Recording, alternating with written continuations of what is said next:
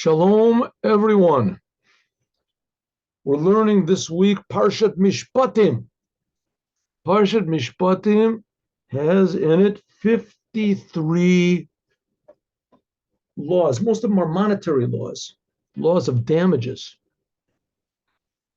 And it's in the Bible to tell us that the same God that gave us the Ten Commandments, the same God that took us out of Egypt, the same God that split the sea, provided the Jews with all these miracles, gave them bread from heaven, water from a rock. Same God that creates the world, creates everything in the world, creates all the angels, creates you, even creates me. That same God gave us these monetary laws of damages, and he really cares that we, or that me and you, should follow them. Huh? And there are some opinions that say that these monetary laws also are relevant to non-Jews as well, in the details.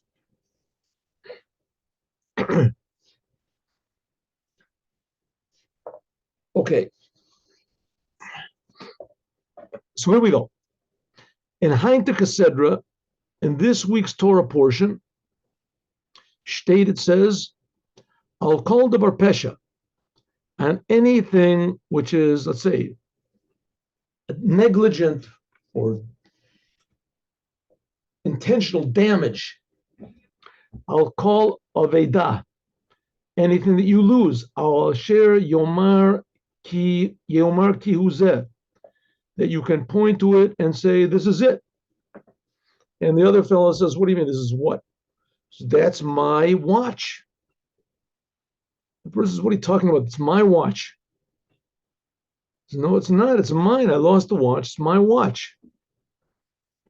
And the other person says, what are you talking about? This is my watch, was bought to me by my wife. And the other one says, this watch, I bought it myself 7 years ago. Says, no, this bought, they're arguing.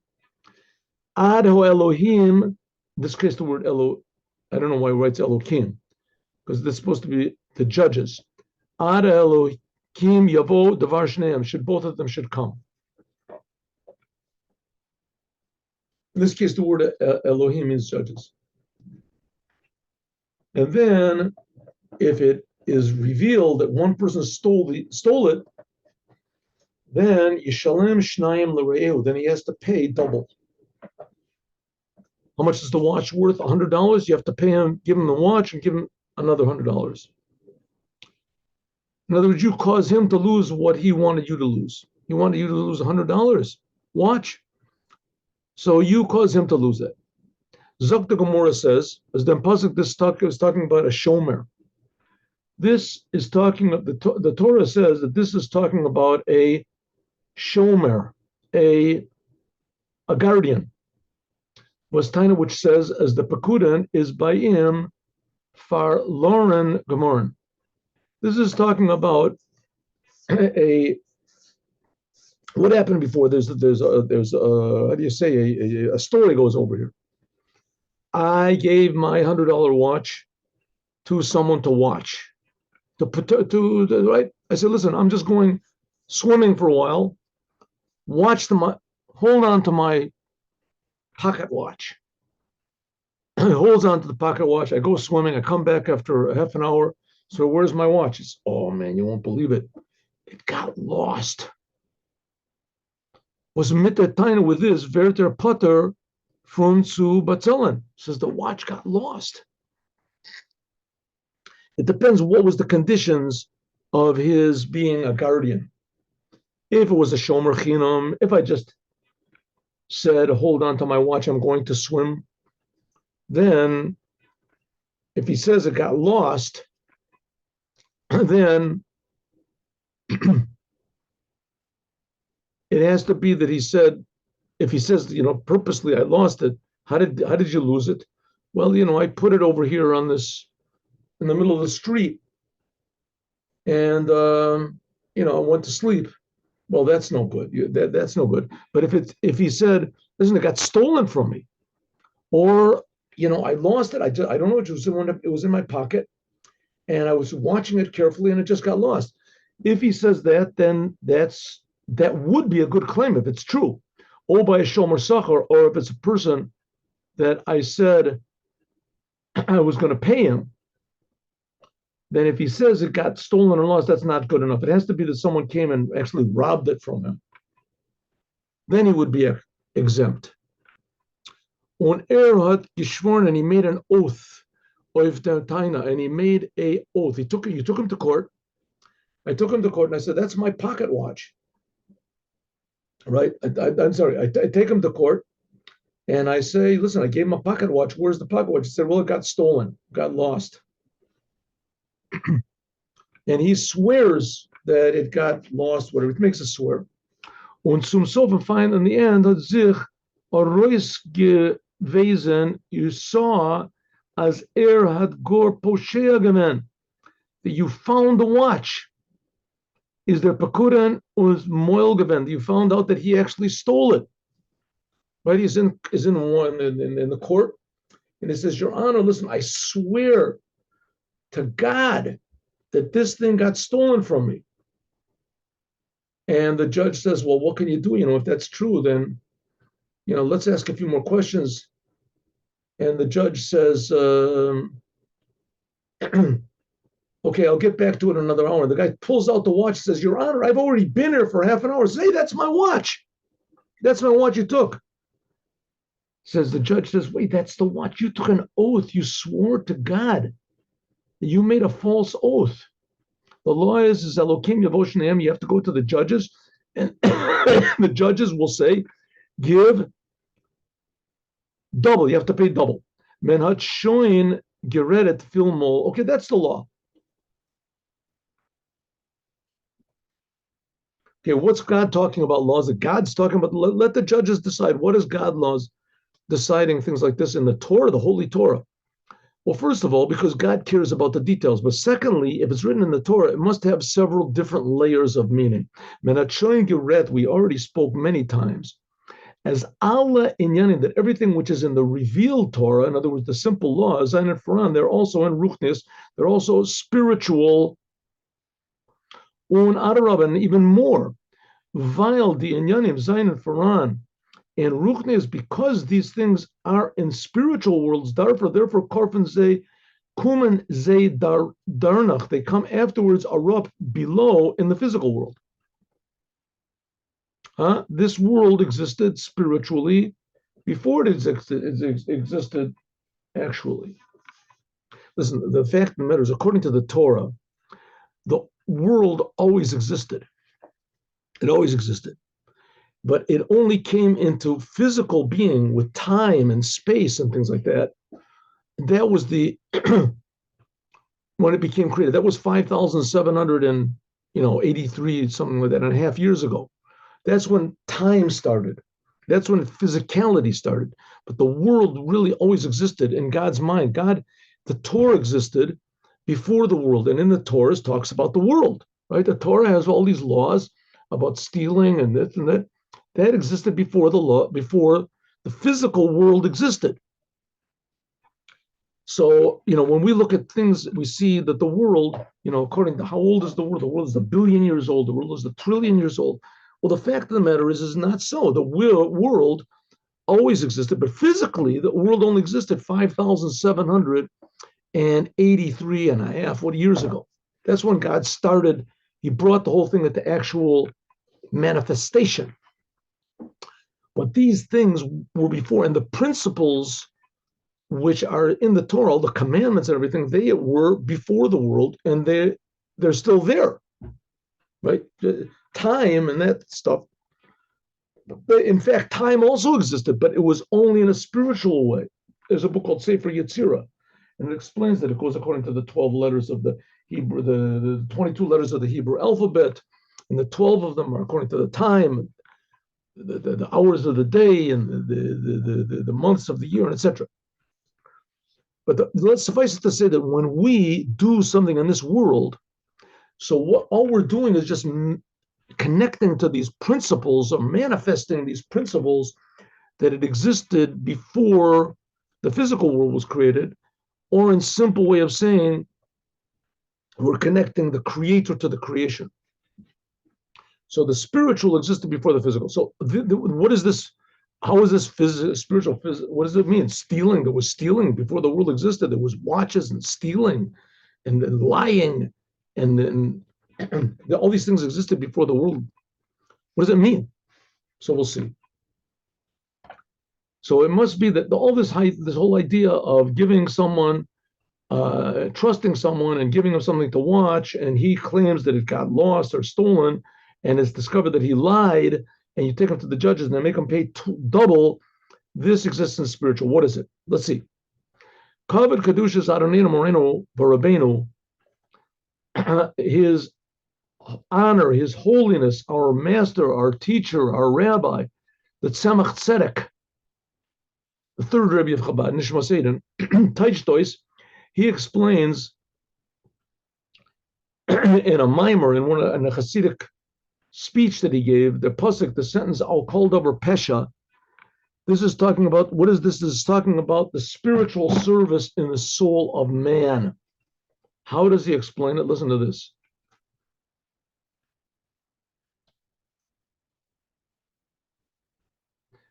When men, but the picture goes a little bit berserk. Oh, there we go. When men, Eber Raiden, Vetman Rebbe Raiden, I want to tell over a tile a little bit of what this said in the mimer. Was is showing derzu mit einike hosafas b'derech efshar, and I want to add a little bit on my own in a what how do you say in a possibly what the Rebbe intended, the third Rebbe. By jeden by every Jew, gefinden sich dem Ebersters apigoron. By every Jew, there is every Jew is how do you say is a God asks us to hold on to something and watch something, right? Just like in their story where somebody gives a watch to someone else, pocket watch. So God also gives something to us to watch. Namely, das is the neshama, our soul. And you have to protect it, right? God says, hold on to the soul for a while. I'm giving it to you to watch. Zezal Iber Bleben, and when I want to take it back, I want it to be whole, unit nivkan, and not to be wrecked. Right? You agree? And we say, yeah, we agree. It says Bal Korcha, against our will, but we agree. Unachmer, and even more. Mila Zayin, the neshama nach hecher, vizer is given for the Yerida. Even more, which this sort of, how do you say, strays a little bit from the example we gave, but you're giving a watch, and I'm giving it, God gives us a soul, and the condition we give him back the same soul, and really, God doesn't want the same thing back. He wants an improvement. Vibavust is known, the Yeridus and Neshama, Beguf is Yerida Tzorch Eliyah, like it's known that when God gives us the soul, it's not just to keep it in the same situation that it was and then it'll take it back, but we have to improve it. You have to improve the soul. Because if not, so what does it come out? It comes out to what's the whole business going on over here? We're living, and if you do exactly what you're supposed to do, then you go to heaven, right? That's what all the religions say in the world. You do exactly what it says in our books. There's like 1,000 religions in the world. Who knows how many? 10, and each one has 1,000 denominations, and so they say if you do exactly what we say, what our priests or what our preachers, whatever they say, then you're going to go to heaven. If not, you go to hell. So that makes God like pretty cruel, because the soul was in heaven before, and which pretty much everybody agrees, was somewhere before. And then it comes into the world, and if you're like really lucky, and you do, it says everything in this books, so you go back to heaven again. So that makes God pretty cruel, because it's like taking a person and confiscating all of his money from him and telling him that, if you do exactly what we say your whole life, like for 90 years or something, then we'll give you their money back. So what type of a deal is that? Before the soul was in the body, was in heaven, it's going to go back to heaven. So the idea is yes, God does give us this soul to trust, like the thing of the watch. But unlike the watch, we have to improve the soul. That's why he puts it in the world. By the experiences that we have and the challenges that we meet and the opportunities that we are presented with in this world, we can, in the course of time, every day and every moment, we actually improve the soul. By withstanding temptations and difficulties in this. So we actually improve the soul, because soul becomes better. Okay. Nevertheless, this, you have to keep the soul, is verbunden with an oath. Just like in this thing, the person has taken an oath, right? I swear I didn't steal the watch. Well, also God, when he puts the soul in the body, we are sworn in. That's how the book of Tanya starts off. Like the rabbi says, B'shas and Neshama darf arupke, and when the soul comes into the body, mashbimoto, we give it an oath, te tzadik v'alti Russia, be a tzadik and don't be a Russia. I'll call the bar pesha. And that's what it says in the Torah. On everything that is a pesha, what is it? On any, that's what it says. It says, I'll call the bar pesha. It says, Al shur, al chamor, al simla, al kol aveda, anything you lost or that is claim you lost, that says, and you see it. Here it is. You told me it was lost. Here it is. El Elohim, go to the judges, and you have to, if it's lost, you have to pay double. Okay, so what's this got to do with us? Let's go. So this we're talking about now. We're not talking about a watch, and we're not talking about two people. We're talking about God and me. And God gives me my soul. This picture goes bad. There we go. I think maybe I've discovered the solution here. I have to tap it gently.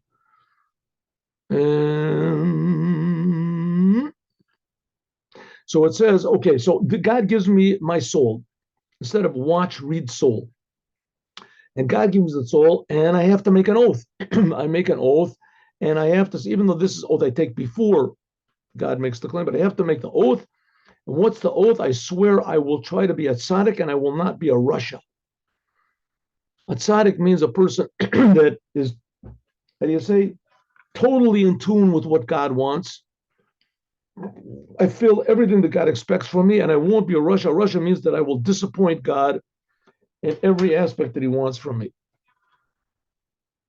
I'll call davar pesha. What is the davar pesha? What does this mean on anything which is a damage? As ir is a poshea, that if a person is a purposeful sinner in pikudin regarding this trust, on moil in their shavua, and I have, disgraced my oath, not kept my oath. Mitzad vas komtes, from what? Why does it come? So, okay, again, so God gives me my soul, and I make an oath that I will be tzaddik, I will do exactly what God says, and I will not deviate from what God says. I make an oath, right? So it says, but what happens? I'll call davar pesha. And what happens? I don't exactly make it. I don't exactly, fulfill what God expects from me. It says, why not? Al shur, al chamor, al seh, al salma. Because of an ox, a donkey, a sheep, or a garment. Each one comes to teach us something special. These are different types of things that are entrusted. I use the example of a pocket watch, but it's talking about, instead of a person gives an ox to somebody, a donkey, or in our case, it's talking about a soul, right? We're sort of twisting around the meaning over here, right? That's midrash. Midrash does sign in the pratis sugim in their nefesh habamis. These are four different types of animal soul. velcha bringen, which bring I'll call Evidah, which bring me to do the sin. As their nefesh elokis, that the godly soul velt rachman nislan, that my godly soul becomes lost. Right? God gives me a godly soul. Who is the me? Who is the me that God gives the godly soul to? My animal soul, my natural ego. And God puts inside of it a godly soul. Neshama shenatata bi, that's a godly soul. The soul that you put inside of me, the me is my natural soul. And God put inside of it a godly soul, which feels God. That's the thing that God gave me to watch, to protect, until he takes it back. Who is the me? In this case, we're going to see that the me is the ox and the donkey. You have to change the meaning around over here. The ox and the donkey is not the thing that I have to watch, but that's the me that's doing the watching. Okay. Biz asher yomar ki hu zeh, till you say this is it. As if who zakt as is zeh. What do you mean that he will say it is this? What's he and what's this? What's it talking about? Okay, he is talking about what's concealed, and zeh is what's revealed. Zeh always refers to God. What's revealed by us? God. God is, you see God. Huh? Yeah, I see God. What is the Rebbe talking about? It's revealed. The fact of the matter is there's nothing except for God. Everything that's around us is God. God creates everything that there is in the world, and he manifests everything from absolutely nothing. So everything is really God or godliness. Oh, so if so, what do we have to go to the temple for? What do we need Moshiach to reveal God? Says that's the whole point. That's exactly the point. Everything is God, but it's not revealed to us. It's like a person who's he beats his wife, he beats everybody up, but really he's a very kind person. We're inside. They say the joke that everybody else they bury 3 feet under the ground, and lawyers, you bury 30 feet under the ground. Why? Because deep down, they're good people. In other words, yeah, I'm a good person inside, but it's concealed. No, so what about what's revealed? What's revealed? Well, the same thing with God. God is here, but it's deep inside everything. There's godliness. So don't say that what's revealed, that's God. No, we have to go in, we have to dig. That's what it means. Don't say that concealed godliness is zeh, that this is it. This is all there is. This goes up. Or if kein zach can menit sagen zeh, the fact is you can never really say this except by God. Mitzad sveitamim, for 2 reasons. Right? The only thing you can really say this is by God. What does it mean? What's he talking about? Really, all there is God, right? Like we said before, all there is God. But we don't see anything. We don't see anything. The world that we're living in is called the world of lies. The whole world is a big bluff. All that people run after, they run after money, they run after pleasure, they run after status, they run after power. They run after, really the whole thing is absolutely nothing. When a person dies, then he realizes that he wasted all of his time accomplishing absolutely zero. He says, what do you mean it's zero? But everything is godliness, isn't it? Isn't it godliness? He says, yes, if you take everything in its deepest sense, but if you take everything externally, then you've wrecked the whole entire thing, right? You wrecked it. You wrecked everything. It's like a person that he has a $1 million Picasso picture, $20 million, right? And he uses it as a placemat or something like that on his table because it looks nice. He doesn't really reveal the true meaning to it. He's what do you mean? This is a Picasso, right? As a Picasso should be valuable. Should be valuable. He doesn't see the true meaning to it. The same thing, but using the world for your own personal meaning, means that you didn't see the true value of the world. You wrecked the whole thing. You misused everything. But the fact of the matter is that everything is really godliness. So that's what it means. Really, the fact is that everything is godliness, right? There we go. Let's see a little bit further over here. Next page. Oh, 1 second. Here we go.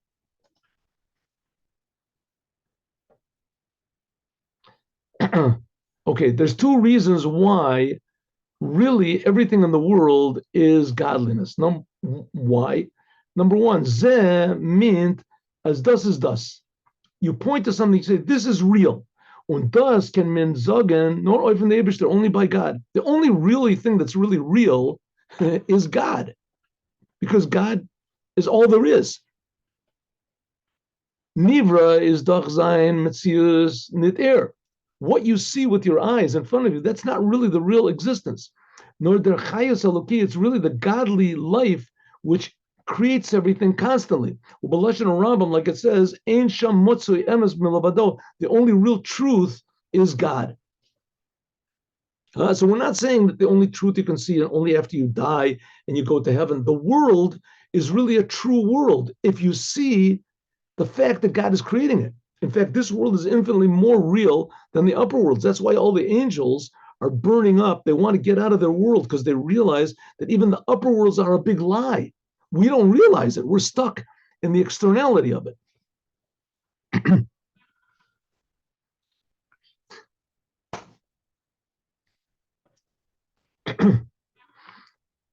So that's one reason why the only thing we can really point to and say this is reality is God. Because anything else, if you think your money is real, you think your life is real, you think your house is real, you think of this, well, the fact of the matter is, yes, in a very thin veneer of reality it is. But if you think that that's all there is to it, then you miss the whole point. Like they said, like the Picasso picture. You know, I think the whole thing of a picture, a Rembrandt, who knows, the picture is just so that you can use it as a nice drape or something over your, the tablecloth on your table because it looks nice. So you miss the whole point of the thing, right? You miss the point, the beauty of it, the width. I mean, frankly, as far as I'm concerned, I would be one that would take a Picasso picture and use it for a drape. I don't even think I would use it for a placemat. I would probably just throw it out. I don't really understand what's the point of the whole business, but I guess people understand. Okay. So it's what, a true expert in painting would say, that is a genuine this because that's worth $20 million, right? I'll sell it to you for $25. It's a big deal. I need a tablecloth, and I think this is terribly ugly. I don't like it. And the texture also, the things keep slipping off of it. Take it. Okay. So I would be one of the people that would definitely misuse this Picasso picture. So, but everybody else treats the world like I would treat a Picasso picture. What's the big deal? So what do you use it for? Your own personal needs. So you miss the whole point of the whole thing. So really the fact of the matter is that the world is pure godliness, and the only real reality that we can say this really exists is God. And thinking that the world is real reality is just a big mistake. It's a big mistake. It's not really so, because we're not seeing the creator. We're just seeing the veneer of the whole thing. We're misunderstanding the whole point. Base. Zeh, when we say that the only reality is God, it means a da is das, that this is it. What does it mean? This is all there is. Then man is vu man is wherever you are, and wherever you are is can men zagen. You can say as is das, at is das. This is all there is. Und das is shine noch oif elokus, and this is shayach. This is relevant only to godliness. Because every creation is limited. Air is nita umatum. No creation is everywhere. Ubemele is nit shayach zagen oif dem zeh. You can't really say that this is real. Huh? And let's take an example. 1 second. Here, look, here we have a pen, right? Here's a pen, right? Is this a pen? Well, it's sort of a pen, right? There's a pen. Here it is. You could take the thing off there and you see it. You write with the pen. There it is. Okay, let's make this pen a little more real. As it is, this pen is very unreal. Probably like a month ago, it didn't exist. And another few months, whatever, it also won't exist. I'll throw it away. The ink will run out. And look, it's only limited to here. Here, there's no pen. Here, there's no pen. Here, there's no pen. Here, there's no pen, right? The only right here in this white spot is limited. So let's make it a real pen, not just a little limited pen. Let's make it infinitely high, infinitely wide, infinitely deep. Instead of it just being blue, let's make it all the colors, right? All the colors that there are in the world, all the shapes, all the sizes in the world. Oh, now we got ourselves an infinite pen. Well, it's not a pen anymore. It's not a pen. It has to be limited. So if it's limited in some ways, yes, you can define it. It's a pen, but it's a very limited pen. It's not like a real pen, a bigger pen. Huh? If the pen lasted, let's say, 10 years, it would be more of a pen. If it was bigger, it would be. So everything in the world is limited, no matter what it is. You can't really say that it's really real. It could be more real than it is. The only thing and also it's only in one place, right? The pen is over here. It's not in Chicago. The only thing that we can really say is really exists everywhere, infinitely, unlimited is God. God is unlimited. He's not limited by time. He's everywhere. He's every time, etc. B'Shem Shemayim is sugar. That's what it says. Zeh, this. That's why it says that by the Jews that Shem Shemayim sugar Mepikol. That God, everybody says, thank God, everything. God. In other words, God is found everywhere. Nor der Eibishter, only God, was is the umatum, which here is everywhere. The leis atar, that there is no place empty from him, is oif im shaykh zagan, is relevant to say zeh. This. Of a mitzad dem helen, because the concealment of the animal soul as far bait men on men zucht of who we say on things that really are far from us and they have no real reality. We say zeh. In other words, we say that the world is God. So again, the world, in fact, is just a big creation. And the world depends totally on God. And everything that's in the world depends on God for its creation. In other words, the world doesn't really have any real existence. The world is really something very distant from us because its existence is not really real. It's really, really distant from reality. But we say exactly the opposite, right? And God that's the only real reality. But what do we say? We say, no, the world is the real reality. And what about God? Who knows even if there is such a thing? If so, God has given us a godly soul. This really refers mainly to Jews. God has given us a godly soul. And God says to it, where is the godly soul? And we say, here it is. So what do you mean? Where is it? You're showing me the animal soul. You're showing me this. Yes, that's me. I'm God.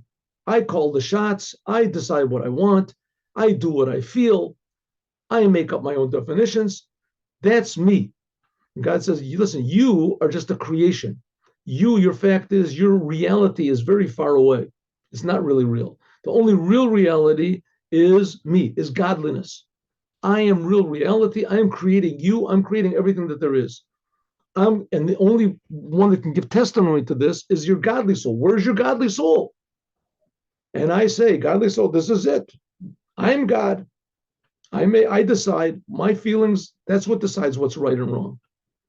If so, I am denying the true reality of what God is. And I'm saying who, namely the natural animal soul of the world, whose existence is really very, very flimsy and far away.